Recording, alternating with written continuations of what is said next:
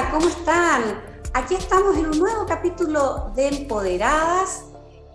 Quiero darles la bienvenida a Quinta Visión, tu canal regional, y estamos con una mujer muy joven, pero que ha asumido una gran responsabilidad como es ser Seremi de la Mujer. De inmediato le doy la bienvenida a Camila Lazo Molina. Bienvenida, Seremi, a Empoderadas. Buen día, muchas gracias igual por la invitación. Bueno, Camila, eres muy jovencita, pero eres trabajadora social Sí. y has asumido recientemente ahora en el gobierno del presidente Boric la Ujú. Secretaría Regional Ministerial del Ministerio de la Mujer y Equidad de Género. Cuéntame cómo fue recibir este nombramiento y hacerte cargo de una de las temáticas más importantes, ¿verdad?, en los últimos años, que es el tema de mujer y de género. Ujú. Bueno, primero que todo, gracias por la presentación. Claro, tengo 26 años, soy trabajadora social, vengo de la provincia de Quillota también y obviamente cuando nos llega este desafío de poder asumir esta cartera, como es la Seremía de la Mujer, fue bien álgido y también una comprensión acerca de las problemáticas bien complejas que tenemos en la región. Nuestra región es bien amplia, tiene 38 comunas, pero también tiene altos índices de violencia de género, crímenes de odio también, entonces algo de lo que nos tenemos que ir haciendo cargo de a poco y de manera progresiva también. Por supuesto. Sí, bueno, yo ahí voy de a poquito en la conversación contando un poquito Ujú. del currículum de nuestras invitadas. Tú ya te adelantaste, eres de Quillota. Qué maravilla Sí. tener gente, autoridades, digamos, que también sean de las provincias del interior, ¿verdad? De las comunas que muchas veces tienen una realidad distinta, y eso hace que también tengan una visión distinta a la hora de asumir una responsabilidad y un cargo, ¿verdad? Ujú. Es bueno que también las regiones vayamos mostrándonos y de alguna manera ir colaborando con la descentralización, ¿verdad? Claro, claro, y en ese sentido también me gusta recalcar que la vida en provincia se vive muy distinto a las zonas más céntricas de nuestra región, que quizás Valparaíso, Viña del Mar tienen otro tipo de dinámicas, hay otro tipo de problemáticas, ¿no es cierto? Entonces ahí hay diferentes tipos de complejidad y algunas particularidades de las cuales hacerse cargo. Exacto. El centralismo no se Ujú. vive tan solo de la relación de las regiones con la capital, sino que también Claro. en la región a veces se vive el centralismo y nos olvidamos de estas provincias y de las comunas que están más al interior, ¿verdad? Así que muy bueno Ujú. que seas de Quillota. Esa es la comuna de la felicidad, ¿verdad? El eslogan de Quillota. Eh, Claro, es la ciudad creada con cariño. y ahí tú también tenías una historia en la dirigencia social, ¿verdad, Camila? Ujú. Sí, bueno, yo salí del Liceo Comercial de Quillota, pero luego empecé a estudiar en Viña del Mar. A propósito también de que Quillota no tiene universidades, tuve que trasladarme cotidianamente para poder estudiar y también para sacar la carrera. Y es en ese momento en el que también me conformo como una persona feminista y también soy dirigente estudiantil. O sea, me tocó ser vocera en el Mayo Feminista del 2018, me tocó ser dirigente de centros de estudiantes también, eh, porque hay diferentes problemáticas que también nos afectan directamente a las mujeres, como son las deudas universitarias, ¿no es cierto?, los créditos con aval del Estado, y que son sin duda políticas que se tienen que ir transformando según también sean las demandas de las y los estudiantes. Así es, eras coordinadora de Mujeres que Luchan. Cuéntame un poquito cómo fue esa experiencia, Camila. Sí, yo creo que esa experiencia nace por la necesidad de conformar redes de apoyo de mujeres para mujeres, ¿no es cierto? Porque hoy en día la institucionalidad muchas veces no responde directamente a las necesidades o requerimientos que tenemos las mujeres, sobre todo en términos de violencia o en términos más cotidianos acerca de cuáles son nuestras problemáticas, cosas que vivimos cotidianamente. Y esta coordinadora nació a ese alero, en esa impronta, por la urgencia también de conformar redes de apoyo, de conformar también otro tipo de articulaciones, no solamente entre mujeres, sino que con otras organizaciones de la sociedad organizada que tenga que ver con diferentes luchas. Cuando hablamos de mujeres hablamos también de vivienda, hablamos de acceso a servicios básicos, hablamos de transporte, hablamos de una gran dimensión de problemáticas que se nos cruzan. Claro que sí, o sea, somos mujeres, pero muchas veces somos madres de familia, jefas de hogar, y por Claro. supuesto que todo lo que significa mejorar las condiciones y la calidad de vida es lo que importa, ¿verdad? Más allá del género, Ujú. pero particularmente una gran tarea que hay por hacer y que es aún ir achicando esta brecha, ¿verdad? Que todavía existe. Y desde ahí entonces, ¿cómo a ti te ha tocado ahora como Seremi impulsar las Ujú. políticas de gobierno para ir en busca de estas mejoras, ¿verdad? Y es así como se está trabajando en el tema de la corresponsabilidad parental, ¿verdad? Claro. Hoy día, hombres y mujeres somos los que tenemos el rol de la crianza, ¿verdad? Y no Ujú. como antes, que la verdad parecía que era solo la mujer la que tenía que hacerse cargo. ¿En qué están trabajando hoy día para seguir fomentando, ¿verdad?, esta corresponsabilidad parental? Sí, bueno, se instalaron varios proyectos de ley, pero también hay uno que tiene relevancia acerca de la violencia de género. Cuando hablamos de violencia de género, también hablamos de que no es un asunto privado y que tiene que ver con aspectos estructurales, como por ejemplo también la corresponsabilidad parental. Y en ese sentido, nuestra labor como Seremía también y nuestro objetivo en general más primordial es poder transversalizar el enfoque de género en todos los proyectos, programas o políticas que se puedan desarrollar de manera territorial. Y en ese sentido lo que hemos estado haciendo es una serie de reuniones junto con autoridades políticas o otro tipo de actorías, ¿no es cierto?, que tengan que ver con el aspecto más institucional, pero a veces también más organizacional, para que tengan en cuenta también este tipo de urgencias, cuál es la necesidad de hoy en día aplicar el enfoque de género en todos los trabajos y las dinámicas que podamos desarrollar en nuestras instituciones. Y también para ir comprendiendo que para la respuesta ante los diferentes tipos de violencia estructural se requieren miradas integrales y también multidimensionales. Claro que sí. Hay otro tema también, Camila, que eh, lamentablemente se ha visto en nuestra sociedad la desigualdad en términos laborales, ¿verdad? Ahí es donde también hay mucho que hacer por tratar de emparejar la cancha, ¿cierto? Claro. Y a mismas condiciones o al mismo trabajo, las mismas condiciones laborales. Cuéntanos también cómo se pretende avanzar en este camino. Hoy día, afortunadamente, hemos visto cómo mujeres han ido ganándose los espacios, abriendo también oportunidades para otras, pero aún queda mucho por hacer para estar en aquellos puestos donde se toman las decisiones, ¿verdad? Ujú. Claro, y yo creo que ahí una materia importante dentro de esta transversalización es poder visibilizar las brechas de géneros que hoy existen, ¿no es cierto? Tanto en ambientes laborales como en otro tipo de ambientes. Acá también vemos brechas hasta en medios digitales. Cuando hablamos de brechas de género, hablamos que un 5% de las mujeres también tienen problemas de accesibilidad, ¿no es cierto?, a los medios digitales o también al acceso a medios de Internet. Entonces, ahí nuestro desafío también es poder hacer y visibilizar en cada cartera de cada seremía, no solamente desde la nuestra, sino que transporte, vivienda, deporte, etcétera, que se visibilicen estas brechas y que se pueda trabajar de manera mancomunada en poder disminuirla. Y ahí también va a ser importante el levantamiento de nuestra agenda de género regional. ¿Y en qué consiste? ¿Cuál es lo que están visualizando en esa Ujú. agenda de género regional?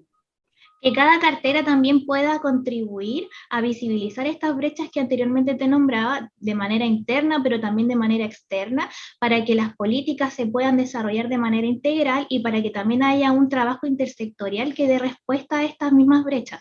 Ah, perfecto, entiendo. Entonces, lo que tú me dices es que van a trabajar interministerialmente, o sea, con otras seremías. Me imagino que tú ya te has reunido con la seremía del Claro. trabajo, porque Ujú. ahí es donde también mi pregunta iba a cómo tratamos de acortar esta brecha, ¿verdad? Porque la pandemia, entre todos los efectos, ¿verdad?, que dejó, también dejó de manifiesto que la mujer fue la más golpeada porque perdió puestos laborales o porque tuvo que quedarse con los niños en casa porque no tenían colegio, no tenían sala cuna, ¿verdad?, que pudiesen recibirlos para ello trabajar.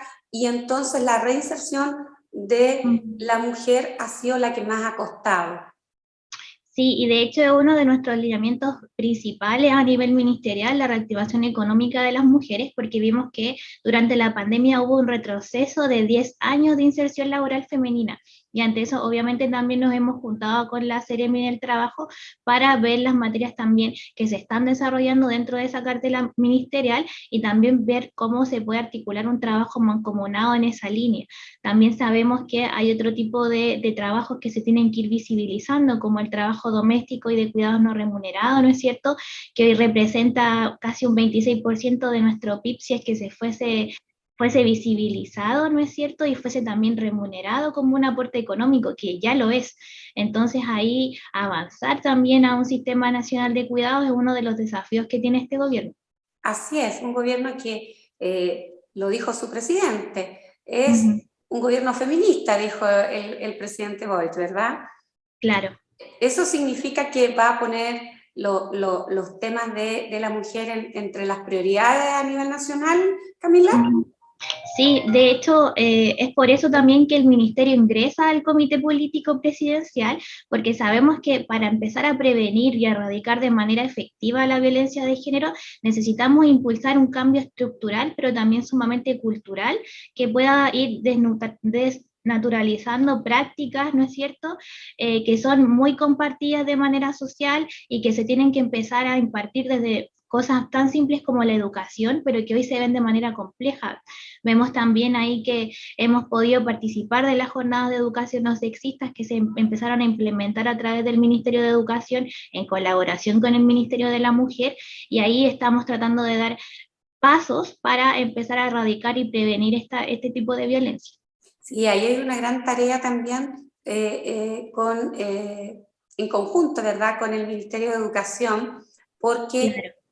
ahí también en las aulas es donde tenemos que terminar con esta discriminación. Y también me quiero ir a la educación superior también, en poder incluir a la mujer e incentivar que accedan también a carreras universitarias que antes eran predominantemente de hombres. Estoy hablando de las ingenierías.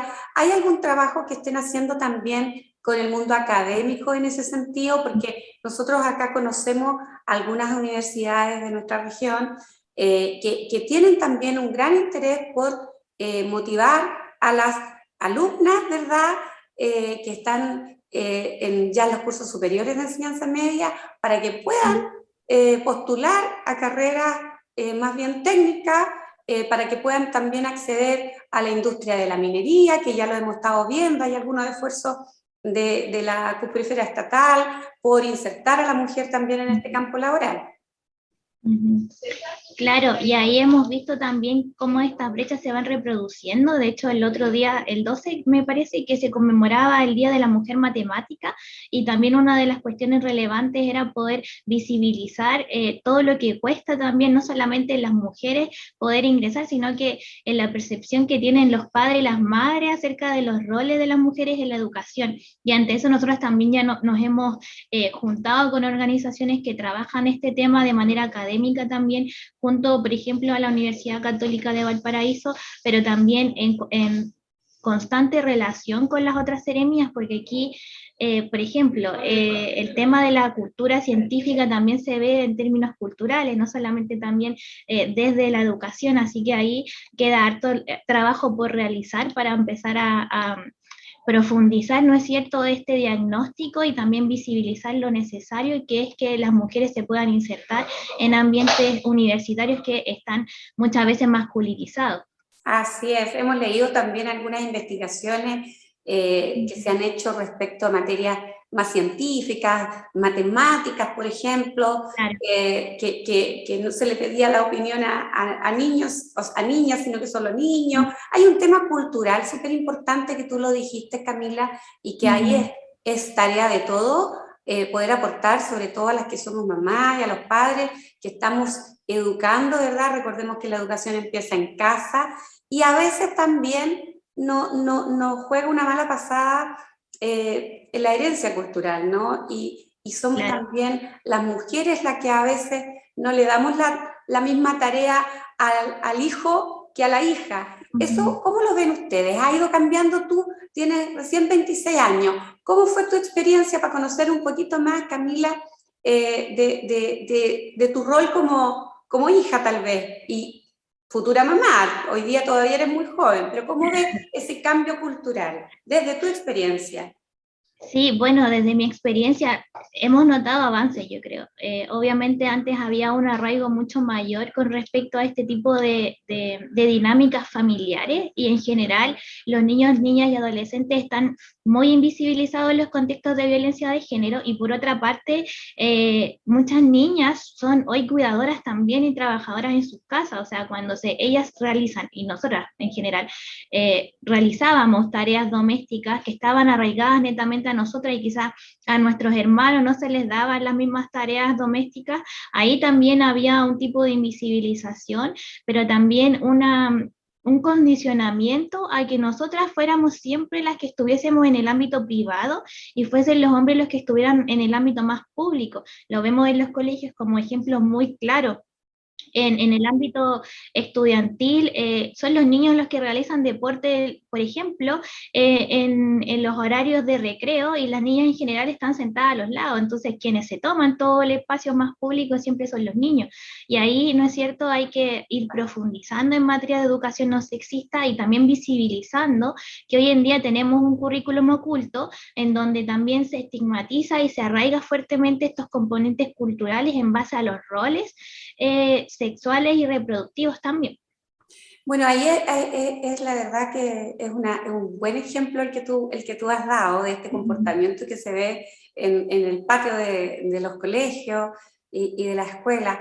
¿Cuál es el plan de trabajo? Tenemos también ahí una gran tarea con el Ministerio de Educación, Sí, ¿cierto? sí. Sí, y de hecho, este mayo se conmemora de nuevo el Mayo Feminista, que es un 2018 que empieza a instalar la necesidad de una educación no sexista, y ante eso también tenemos agenda con el Ministerio de Educación en torno a la educación sexual integral, como una necesidad para hoy en día prevenir, ¿no es cierto?, abusos a menores, ¿no es cierto?, pero también para ir concientizando la necesidad de poder divulgar información libre de discriminación para empezar también a generar un cambio social que es sumamente necesario hoy en día. Claro que sí. Bueno, harto trabajo. Trabajo que para ti a lo mejor es nuevo, pero ya tienes un poquito de experiencia cuando muy joven, ¿verdad? Te decidiste a entrar a un partido político, ¿cierto? Tú fuiste incluso también secretaria, ¿verdad? Sí, Del Partido Comunes. Cuéntame, ¿cómo sí. se dio esto? ¿Tú estabas ya en la universidad estudiando trabajo social? Sí, yo ingresé como en un movimiento que en ese momento se llamaba Izquierda Autónoma, que es también un movimiento en el que estaba el presidente hasta el 2016, y luego este movimiento se fusiona con Poder Ciudadano y se conforma Comunes, y ahí es donde recién empieza a militar de manera más formal, porque anteriormente era un movimiento más estudiantil, más organizativo, que no requería ficha de afiliación, ¿no es cierto? Pero ya comprendiendo la necesidad de tener una plataforma que organice, pero que también dé respuesta a la ciudadanía de manera concreta, comenzábamos a ver y a visibilizar la necesidad de tener un partido. Entonces ahí yo firmo por Comunes y también fui consejera regional hasta hace muy poquito que hubieron elecciones nuevamente de este partido. ¿Y de dónde salió esa vocación política en este movimiento en el cual participaste y después se te derivó como secretaria en Comunes? ¿O venía de antes, de la familia? ¿Cuál fue tu primer acercamiento al mundo político, Camila? La verdad es que mi familia era muy tradicional en el aspecto de que en la mesa no se hablaba ni de política ni de religión, ¿no es cierto? Tengo una historia familiar en el que mi bisabuelo fue parte del Partido Comunista, fue también intendente de Iquique en un momento, también tuvo problemáticas con respecto a la dictadura militar, ¿no es cierto? Como muchas familias se vieron divididas por estos aspectos, por la doctrina de Choc también que implantó esto y también por el miedo a poder organizarse políticamente.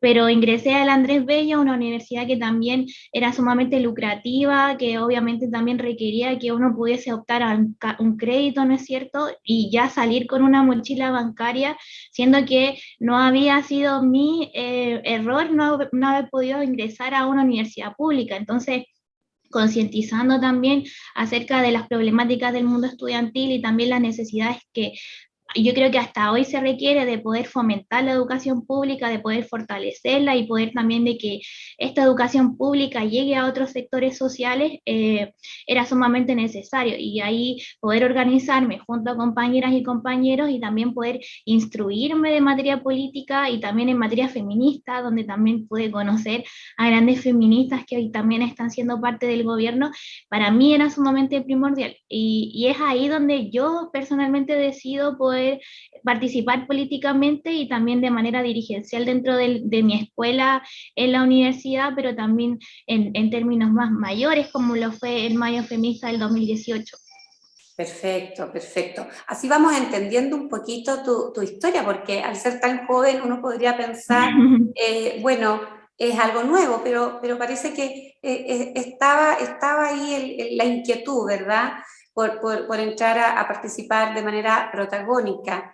Claro. Eh, ¿Cuál es hoy día, que ya eres Seremi, ¿verdad? Yo creo que la más joven del gabinete, tal vez. ¿Qué te gustaría aportar desde esa juventud, que podría ser un poco la balanza de equilibrio ante a lo mejor la juventud misma, la falta de experiencia, pero que tú digas, esto mismo me va a servir para poder aportar tal vez una nueva visión? ¿Cuál es tu sentir interior para entonces pasar a la historia como una Seremi joven, pero que contribuyó en... Sí, me parece ahí que es sumamente necesario poder recalcar el papel que ha tenido históricamente la juventud de nuestro país. O sea, lo vimos durante el estallido social, que quienes fueron las que fueron protagonistas también de esa movilización fueron las jóvenes estudiantes. Lo vimos el Mayo Feminista del 2018 desde las aulas también universitarias, lo vimos en la Revolución Pingüina. Y ante eso también mencionar que no porque seamos jóvenes no vamos a tener como la experiencia que podamos tener, y también poder empezar a instaurar nuevas formas de hacer política, no con, ¿no es cierto?, los arraigos anteriores de esta vieja clase política que nos mantuvo 30 años, ¿no es cierto?, en un mismo lugar, sino que comenzar a avanzar en nuevas formas de vincularse también, en nuevas formas de generar política a través también de los afectos. Yo creo que eso es sumamente relevante, y cuando hablamos de un cambio de sociedad también tenemos que hablar de un cambio de cómo nosotras cotidianamente vivimos la política, de cómo también se expresa la política de manera cotidiana, de cómo también desde los feminismos se instala la idea de que lo personal es político también, y de que todo lo que vivimos cotidianamente se transforma, ¿no es cierto?, en lo que hoy en día necesitamos en transformaciones políticas. Y yo creo que ahí el papel que podamos tener, no solamente yo, sino que también las compañeras que hoy en día me acompañan dentro del gabinete, es sumamente primordial en poder también generar más espacios de participación para las mujeres. Así es lo que queremos todas, y es lo que queremos desde aquí de Empoderada, que como yo te contaba, Camila, llevamos 5 años y empoderadas porque mujeres como tú y tantas que han pasado por el programa y otras que estamos por conocer, tienen esa capacidad de salir adelante con ese poder interior que tenemos las mujeres, ¿verdad? A todas ellas, ¿qué mensaje te gustaría darles, Camila, antes de terminar esta conversación? Bueno, primero que todo, que son sumamente valiosas en todo lo que hacen, que cuando están en las labores domésticas y de cuidados es un trabajo que nunca lo invisibilicen ni lo tomen en menos, porque muchas veces las mujeres creemos que no hacemos nada cuando estamos en la casa, pero hacemos muchas cosas, es algo que ha sostenido el sistema económico, lo vimos durante la pandemia, lo estamos viviendo actualmente, y ante eso también hacer un llamado a poder empezar a copar estos espacios de participación política, empezar también a instruirse. También nosotras vamos a estar a disposición de entregar toda la información que requieran, también de poder fortalecerlas en ámbitos más técnicos, en ámbitos también más organizativos, y ante eso también mostrar nuestra disposición a poder comunicarnos efectivamente y también a tener una escucha activa de manera permanente. Muy bien, Camila, te queremos agradecer haberte hecho un tiempo en esta agenda, desearte el mejor de los éxitos, porque sabemos que desde la Seremía muchas mujeres van a poder recibir el apoyo, la capacitación y la ayuda, la articulación con esos otros ministerios para que entre todos podamos mejorar, ¿verdad?, las condiciones de vida de las mujeres y las proyecciones también. Yo me sumo al llamado que tú haces para que todas se sientan valiosas y capaces de hacer lo que ellas quieran, ¿verdad? Que nuestros sueños se hagan realidad. Así que te dejamos invitada para que más adelante nos vengas a contar lo que has hecho, cómo ha sido tu experiencia en el encuentro con mujeres acá en la región de Valparaíso. Muchas gracias. Un saludo también a todas las que puedan ver el programa. Fantástico, te agradecemos, Camila, y a ustedes también agradecerles que nos apoyen aquí en las redes sociales y que sigan en la sintonía para que no se pierdan el próximo capítulo de Empoderadas, aquí en Quinta Visión, tu canal regional.